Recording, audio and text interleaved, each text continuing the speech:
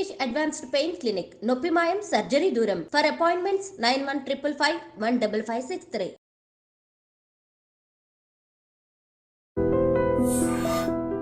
అందరికీ నమస్కారం. నేను మీ ఆయుర్వేద డాక్టర్ చిట్టిపొట్ల మధుసూదన శర్మని. మనం ఈ వీడియోలో థైరాయిడ్ గ్రంథి పనితీరు సక్రమంగా ఉండేందుకు చక్కటి గృహ వైద్యం అనేటువంటి అంశాన్ని గురించి తెలుసుకోబోతున్నాం. థైరాయిడ్ గ్రంథి, ఈ థైరాయిడ్ గ్రంథి మనకి మెడ భాగంలో, ముందు భాగంలో సీతాకొక చిలుక ఆకారంలో ఉంటుందన్నమాట. ఈ థైరాయిడ్ గ్రంథి థైరాయిడ్ హార్మోన్లను ఉత్పత్తి చేస్తూ ఉంటుంది. ఈ థైరాయిడ్ హార్మోన్ల ఉత్పత్తి యొక్క ప్రభావం చేతనే మన జీవన క్రియలు సజావుగా జరుగుతుంటాయి. ఈ థైరాయిడ్ గ్రంథి ఉత్పత్తి చేసేటువంటి హార్మోన్స్ ఎక్కువగా ఉత్పత్తి అయినా సమస్య కలుగుతూ ఉంటుంది, తక్కువగా ఉత్పత్తి అయినా సమస్య కలుగుతూ ఉంటుంది. ఈ థైరాయిడ్ హార్మోన్లు తక్కువగా ఉత్పత్తి అయితే దాన్ని హైపోథైరాయిడిజం అనేటువంటి పేరుతో పిలుస్తూ ఉంటారు అనమాట. అదేవిధంగా ఈ థైరాయిడ్ హార్మోన్లు ఎక్కువగా ఉత్పత్తి అయ్యేటువంటి పరిస్థితి ఉంటే ఆ యొక్క పరిస్థితిని హైపర్ థైరాయిడిజం అనేటువంటి పేరుతో పిలుస్తుంటారు అనమాట. హైపో అంటే తక్కువ అనేటువంటి అర్థంలో హైపోథైరాయిడిజం అని, హైపర్ అంటే ఎక్కువగా అనేటువంటి అర్థంలో హైపర్ థైరాయిడిజం అనేటువంటి అర్థంతో చెప్తుంటారు. ఆధునిక వైద్యపరంగా ఆధునికంగా మరి హైపోథైరాయిడిజానికి వేరే ఔషధాలు ఉంటాయి, హైపర్ థైరాయిడిజానికి వేరే ఔషధాలు ఉంటాయి. కానీ ఆయుర్వేద వైద్య విధానం యొక్క ప్రత్యేకత ఏంటంటే ఆ థైరాయిడ్ హైపర్ కానివ్వండి, హైపో కానివ్వండి, రెండింటికి ఒకే ఔషధం. అంటే ఇంతకుముందే నేను మొదట చెప్పాను కదా, థైరాయిడ్ గ్రంథిని సమర్థవంతంగా చక్కగా తన యొక్క విధిని నిర్వర్తించేట్టు చేసేటువంటి పరిస్థితిని కల్పించేందుకు ఈ యొక్క ఆయుర్వేద వైద్య విధానంలో చెప్పినటువంటి పద్ధతులు ఉపయోగపడతాయి అన్నమాట. అంటే సక్రమంగా థైరాయిడ్ గ్రంథి పనిచేస్తుంది హెచ్చుతగ్గులు లేకుండా. మరి ఈ థైరాయిడ్ గ్రంథి సంబంధించినటువంటి హైపోథైరాయిడ్ సమస్య గురించి మనం ఆలోచించినట్లయితే, హైపోథైరాయిడ్ సమస్య ఉన్నప్పుడు మనుషులకి సర్వసాధారణంగా ఎలాంటి లక్షణాలు ఉంటాయంటే ఆకలి వేయదు, విపరీతంగా లావు అయిపోతుంటారు.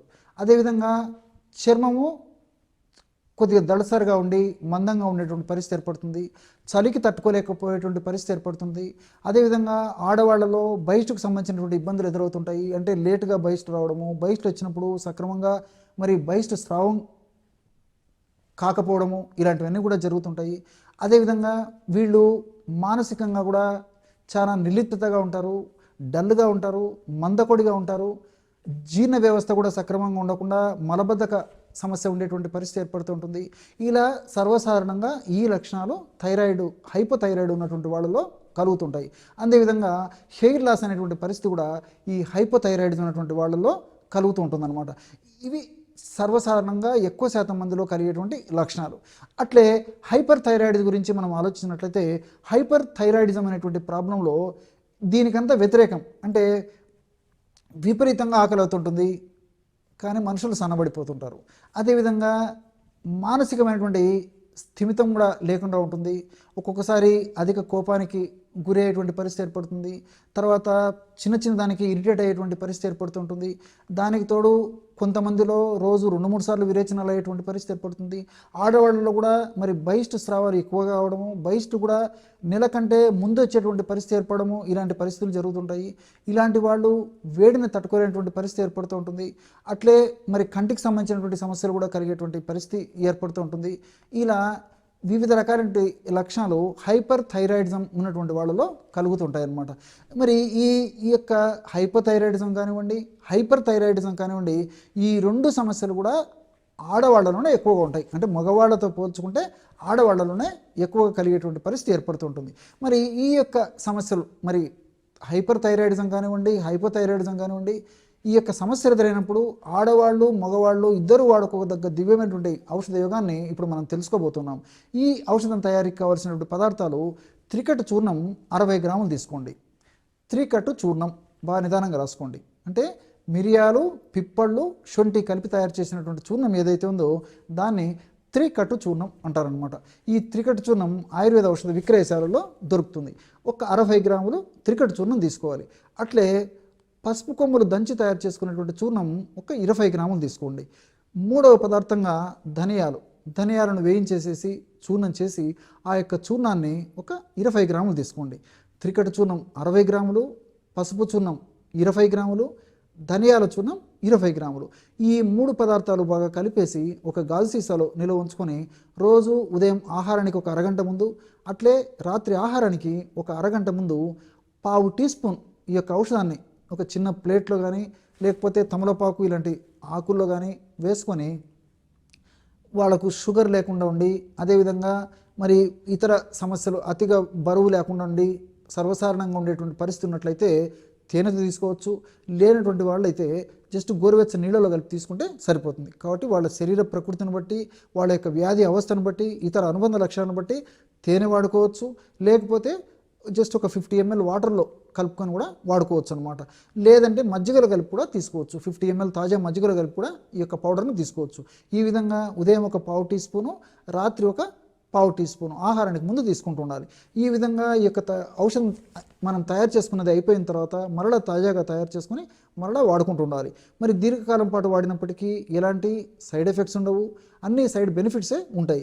అంతేకాకుండా మరి ఈ రోజుల్లో సర్వసాధారణంగా ఈ థైరాయిడ్ సమస్యలు ఉన్నప్పుడు 100లో దాదాపు 90% మంది పైనే ఆధునిక కృత్రిమ రసాయన ఔషధాలు వాడుతూ ఉంటారు. కాబట్టి వాళ్ళు మరి సడన్గా ఆధునిక కృత్రిమ రసాయన ఔషధాలు వాడడం ఆపేయకూడదు అనమాట. అందుకే వాళ్ళు ఆ యొక్క పద్ధతిలో ఆ యొక్క వైద్యులు సూచించిన మేరకు ఔషధాలు వాడుకుంటూ నేను చెప్పినటువంటి ఔషధాన్ని కూడా వాడుకుంటూ ఉండాలి. మరి 2 మాసాలకు కానీ 3 మాసాలకు కానీ వైద్యులు సూచించినటువంటి పద్ధతిలో ఆ యొక్క పరీక్షలు చేయించుకుంటూ థైరాయిడ్ గ్రంథిలో ఆ యొక్క థైరాయిడ్ గ్రంథి చేసే స్రావాలు కరెక్ట్ స్థాయికి వచ్చినటువంటి పరిస్థితి ఏర్పడేటప్పుడు మరి సర్వసాధారణంగానే మనం డోసు వైద్యులు కూడా ఆ యొక్క డోసును తగ్గించేటువంటి పరిస్థితి ఏర్పడుతుంది. కాబట్టి ఈ యొక్క ఔషధాన్ని ఇలాగా కంటిన్యూ చేస్తూ వైద్యులు సూచించిన మేరకు ఆ యొక్క ఔషధాన్ని వాళ్ళు చెప్పినటువంటి పద్ధతిలో వాడుకోవడం వల్ల క్రమక్రమంగా కొన్నాళ్ల పాటు ఈ యొక్క పద్ధతిలో వాడుకోవడం వల్ల కొన్నాళ్ళకి జీవన శైలి, ఆహార విధి విధానాలు మరి పద్ధతి ప్రకారం మనం ఆచరించినట్లయితే ఆధునిక కృత్రిమ రసాయన ఔషధాలతో అవసరం లేకుండా కేవలము మరి ఈ యొక్క ఔషధం ద్వారానే ఆ యొక్క సమస్య నుంచి కూడా బయటపడేందుకు అవకాశం ఏర్పడుతుంది. ఈ థైరాయిడ్ సమస్య ఉన్నటువంటి వాళ్ళు మరి సమయానికి ఆహారం తీసుకుంటూ ఉండాలి.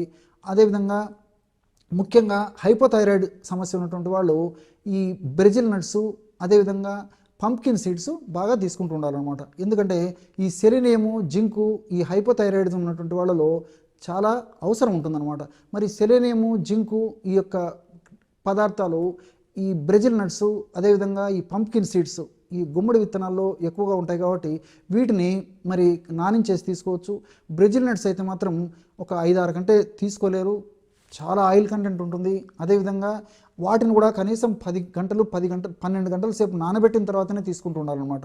కాబట్టి బ్రెజిల్ నట్స్ ఖరీదైనటువంటివి, మరి అందరూ వాడుకోలేరు. కాబట్టి వాడుకోదగ్గ వాళ్ళు, ఆర్థికంగా ఇబ్బంది లేనటువంటి వాళ్ళు బ్రెజిల్ నట్స్ కూడా 3 నుంచి 5 వరకు రోజు ఒక 10-12 గంటల సేపు నానబెట్టి తీసుకోవచ్చు. మరి గుమ్మడి గింజలు అందరూ వాడుకోవచ్చు. కాబట్టి గుమ్మడి గింజలు రోజు ఒక 10 నుంచి 20 గ్రాముల వరకు నీళ్ళలో నానబెట్టేసేసి ఒక 6 గంటలు నానబెడితే సరిపోతుంది. 6 నుంచి 8 గంటల సేపు ఆ యొక్క గుమ్మడి గింజలు తీసుకోవచ్చు. వీళ్ళు మాత్రం పీనట్స్ తీసుకోకూడదు. అదేవిధంగా వీళ్ళు మాత్రం పీనట్స్ తీసుకోకూడదు అనమాట. ఎందుకంటే ఈ పీనట్స్లో గాయిట్రిన్స్ అని చెప్పేసి రసాయన పదార్థాలు ఉంటాయి. ఈ గాయిట్రిన్స్ అనేటువంటి రసాయన పదార్థాలు ఉన్నటువంటి పీనట్స్ను అంటే ఈ వేరుశనగ ఇలాంటివి వాడుకోవడం వల్ల ఈ హైపోథైరాయిడిజం ప్రాబ్లం మరింత పెరిగేటువంటి అవకాశం ఏర్పడుతుంటుంది. కాబట్టి మరి ఈ యొక్క వేరుశనగ పప్పును వీళ్ళు ఎప్పుడో ఒకసారి కొద్దో గొప్ప వాడుకోవచ్చు, కానీ తరచుగా ఎక్కువ ప్రమాణంలో మాత్రం వాడుకోకూడదు అనమాట. ఎందుకంటే ఈ గాయిట్రిన్స్ యొక్క ప్రభావం చేత మరి థైరాయిడ్ గ్రంథి పనితీరు దెబ్బతినేటువంటి పరిస్థితి ఏర్పడుతుంది. కాబట్టి అలాంటి వాళ్ళు వాడుకోకూడదు.